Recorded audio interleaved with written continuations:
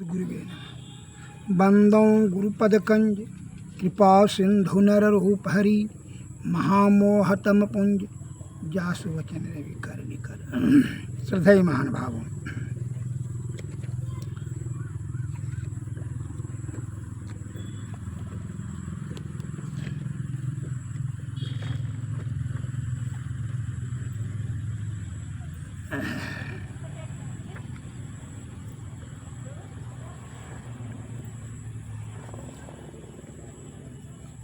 स्व आत्मनम पुरुषम पश्येत मनः तत्र लयम गतम रत्नानि ज्योति स नाननादम तु बिंदु महेश्वरम पदम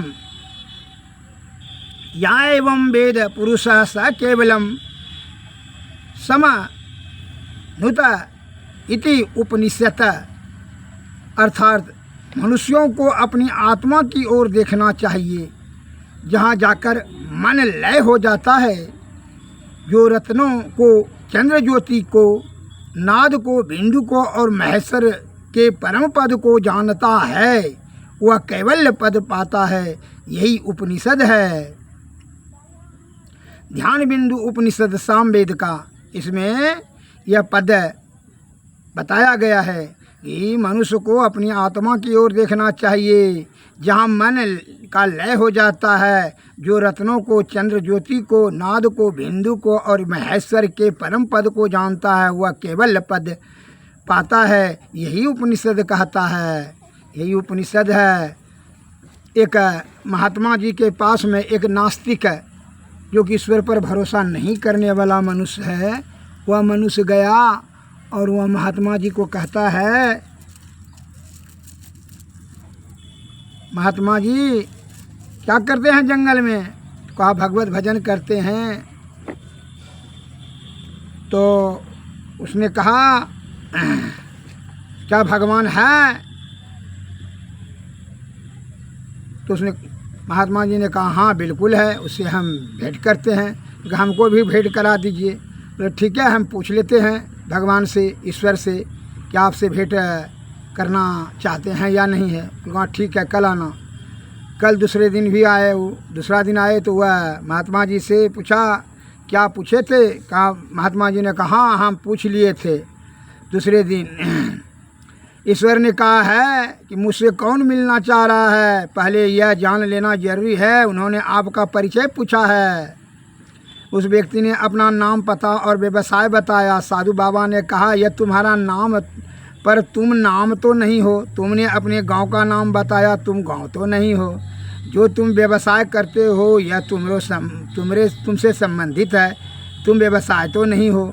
आखिर तुम कौन हो? अपना ठीक ठीक परिचय दो, तभी ना बोलेंगे वहाँ ईश्वर से। तो तब उस व्यक्ति ने अपनी तरफ हाथ से इशारा करते हुए कहा कि मैं ये हूँ। साधु बाबा ने कहा, यह शरीर तुम्हारा शरीर है, हाथ है, सीना है, सिर है, मांस, हड्डी और चमड़ा है, लेकिन इसमें से तुम कहाँ हो? अंतोत गत्वा।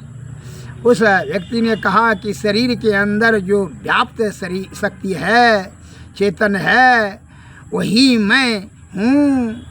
साधु बाबा ने पूछा, तेरे शरीर के अंदर जो शक्ति है, चेतन है, उसे कभी तुमने देखा है?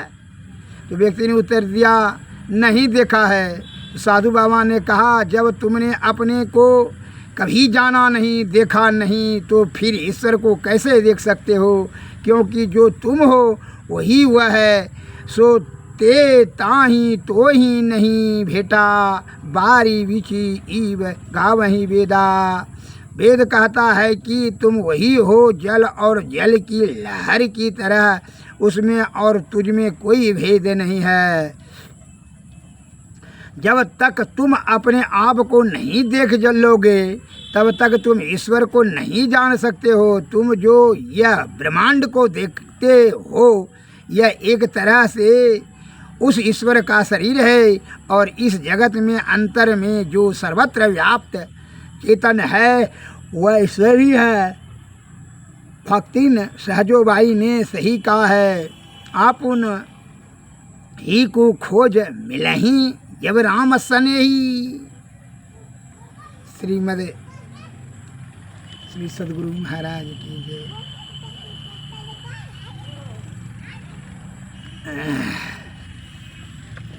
संत महात्मा लोग बताते हैं भाई कि जीवात्मा प्राणियों की चेतन वृत्ति का अपने से ही अपने को पहचानो। जब तुम अपने को नहीं पहचान सकते अपने से, तो ईश्वर को क्या पहचानो, क्या पाओगे। जीवात्मा प्राणियों की चेतन वृत्ति का कारण स्वरूप पदार्थ है। इसी को जीव शरीरस्थ आत्मा, आत्मा ब्रह्म आत्मा और परम प्रभु का अभिन्न अंश भी कहते हैं। यह जीवात्मा ही अपने आप की पहचान कर सकती है। जब अपने आप की पहचान होगी तभी यह परम प्रभु परमात्मा का साक्षात्कार कर उसमें भिन्न हो सदा के लिए आवागमन के चक्कर से मुक्त हो सकती है। अन्यथा इसके अलावे और कोई दूसरा उपाय धर्मशास्त्रों में नहीं बताया गया है। अब प्रश्न हो जाता है कि यह जीवात्मा अपने आप की पहचान क्यों नहीं कर पाती है, इसका कारण क्या है। इसके उत्तर में कहा जा सकता है कि यह जीवात्मा जब तक 5 कर्म इंद्रियाँ हाथ पैर मूल लिंग गुदा लिंग 5 कर्म ज्ञान इंद्रियाँ आँख कान नाक जीव त्वचा और 4 अंतःकरण इंद्रियाँ मन बुद्धि चित्त और अहंकार के साथ में रहेगी। यूँ कह सकते हैं कि इन 14 इंद्रियों में से किसी एक इंद्रियों के साथ में रहने पर भी यह जीवात्मा न अपनी पहचान कर पाएगा और न परम प्रभु परमात्मा का ही साक्षात्कार कर पाएगी।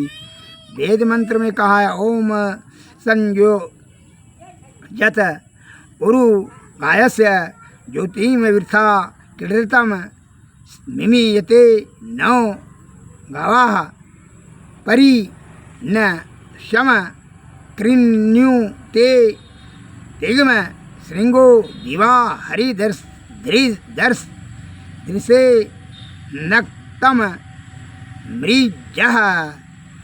अर्थात इस मंत्र का द्वारा वेद भगवान उपदेश करते हैं कि हे मनुष्यों, हाथ पैर गुदा लिंग रसना कान त्वचा आँख नाक और मन बुद्धि आदि इंद्रियों के द्वारा ईश्वर को प्रत्यक्ष करने की चेष्टा करना झूठ ही एक खेल करना है, क्योंकि इनसे वह नहीं जाना जा सकता है, वह इंद्रियातीत है। अब यह जानने की अत्यंत आवश्यकता हो जाती है कि जीवात्मा 14 इंद्रियों में से 13 इंद्रियों से कैसे छूटती है और वह कौन सी इंद्रिय है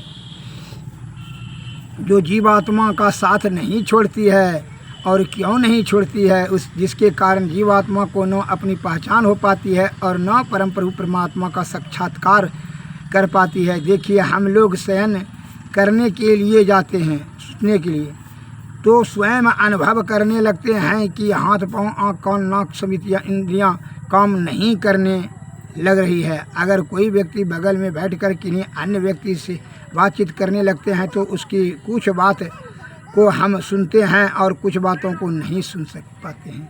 इसका मतलब यह हुआ कि उस समय हमारी इंद्रियां की शक्ति सिमट रही है, अर्थात इंद्रियां अपना काम करना छोड़ रही है। यह तंद्रा अवस्था अध निनिया का प्रारंभिक रूप है। जागृत अवस्था में जीवात्मा दोनों आँखों के मध्य में और ऊपर की 14 इंद्रियों के साथ रहती है।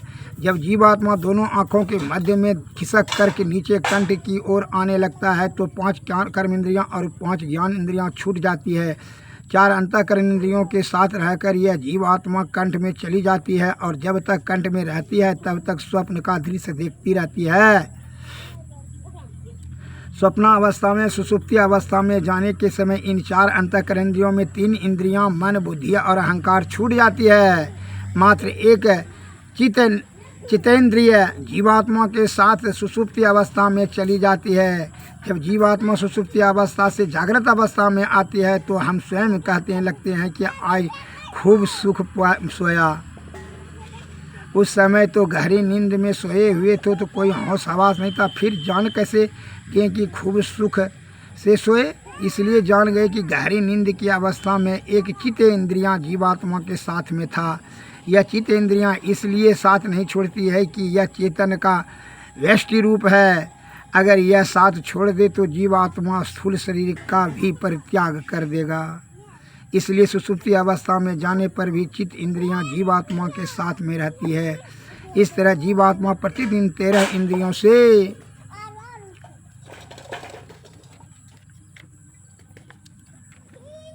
छूटती रहती है। इसका मतलब यह हुआ कि जैसे जैसे जीवात्मा आँखों के मध्य में नीचे स्वप्न सुषुप्ति में और उतरने लगती है, वैसे वैसे क्रमशः इंद्रियां छूटने लगती है और गहरी नींद की अवस्था तक जाते जाते 13 इंद्रियां छूट जाती है। मात्र एक इंद्रिय चित्त के साथ रह जाने के कारण जीवात्मा को न अपनी पहचान हो पाती है और न परम प्रभु परमात्मा का ही साक्षात्कार हो पाता है। दोनों आँखों के मध्य से नीचे की ओर जाना अज्ञानता की ओर जाना है और दोनों आँखों के मध्य से ऊपर की ओर जाना ज्ञान की ओर जाना है।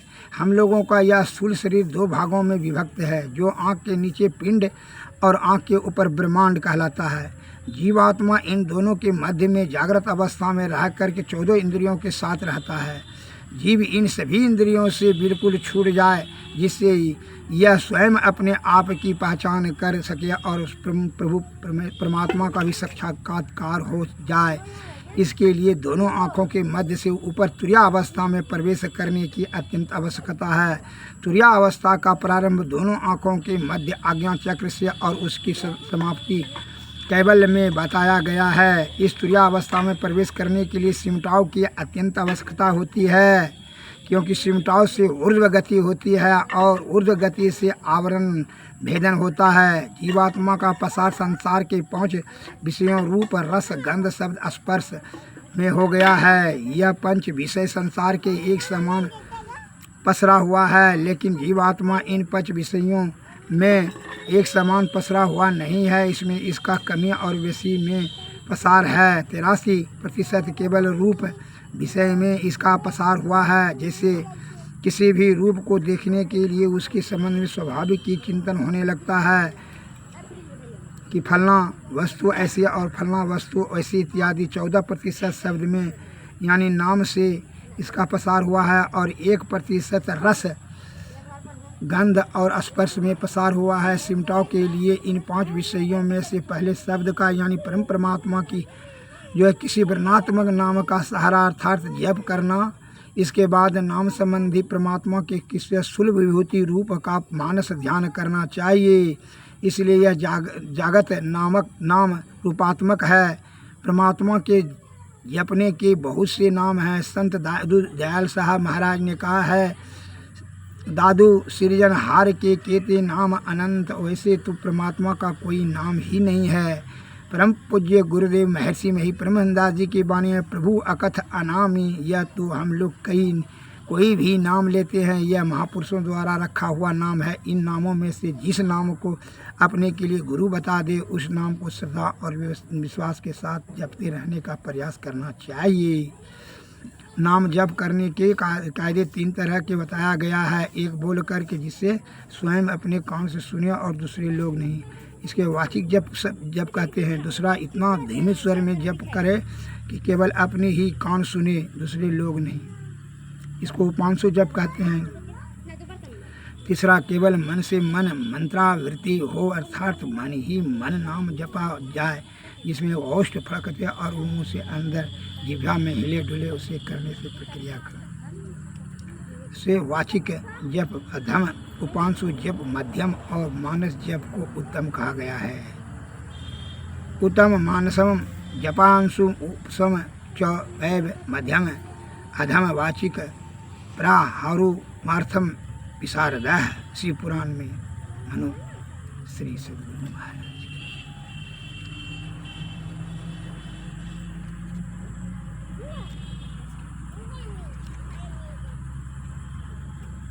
दोनों आँखों के भी भवों के ठीक बीच में जो अति झीना वर्ग है, जिनको सत महापुरुषों ने योग्य हृदय कजा कमल छठा चक्र सूक्ष्म द्वार दशम द्वार तिल खिड़की आदि कहा है, इसमें प्रवेश करने पर अपने अंदर में चलना होता है और चलते चलते अपने अंदर में ही जीवात्मा सब इंद्रियों से अलग होकर परमात्मा का साक्षात्कार कर पाता है। इस अत्यंत झीना मार्ग में स्थूल शरीर में जो चेतन की धार बिखरी हुई है, इस बिखरी हुई अवस्था में वह चेतन धार भी उस सूक्ष्म मार्ग में नहीं प्रवेश कर पाएगी। उस सूक्ष्म मार्ग में सिमटी हुई चेतन धार के साथ मन, बुद्धि, चित्त, अहंकार, ये चार अंतःकरण की इंद्रियां भी ही प्रवेश कर पाएगी। इसके अलावे उस सूक्ष्म मार्ग से कुछ भी प्रवेश नहीं कर पाएगी। दृष्टि योग की क्रिया करने के साधक अतिशय दृष्टि योग की क्रिया करके इसमें हीन मार्ग में प्रवेश कर पाएगी। पूज्य गुरुदेव जी की वाणी में योग हृदय वृत्त केंद्र बिंदु सुख सिंधु की खिड़की अति न्यारी असुलधार किन्नहु से खिन्नहु जही होई कबहू न हो पारे। मन सह चेतन धार सुरत ही केवल पैठ सके जामे। जही हो गमनत छुटत पिंड ब्रह्मांड खंड सुधी हो जामे। अपरा परा पर अक्षर पर सगुण अगुण पर जामे। चली पहचानत सुरति परम प्रभु भी दुख टरी चल जामे। जामे पैठत सुनिया नाहत शब्द के खिड़की आते। ब्रह्म ज्योति भी जामे झलकत ज्योति द्वार हूँ याते। दृष्टि जे एक नोक बना के ताके देखे या कोश। महियति मिहिते द्वार सतगुरु कृपा पात्र होशो। श्री सद्गुरु महाराज की जय। अर्थात जो परमात्मा को जानने का इच्छुक हैं वह आत्मा को पहले ही प्राप्त कर ले जाने। श्री सद्गुरु महाराज की जय। श्री सद्गुरु महाराज।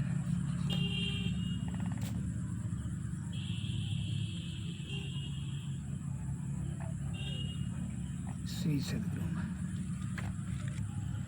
आरती तन मंदिर में कीजिए। दृष्टि जुगल करसन मुख दीजिए। चमके बिंदु सूक्ष्म यति जल ब्रह्म ज्योति अनुपम लख दीजिए। जगमग जगम उप ब्रह्मंडा निरखी निरखी ज्योति तज दीजिए। शब्द सुर व्यास सरल तर करि करि सार शब्द गही ऐसी जुगति कया गढ़ त्यागी।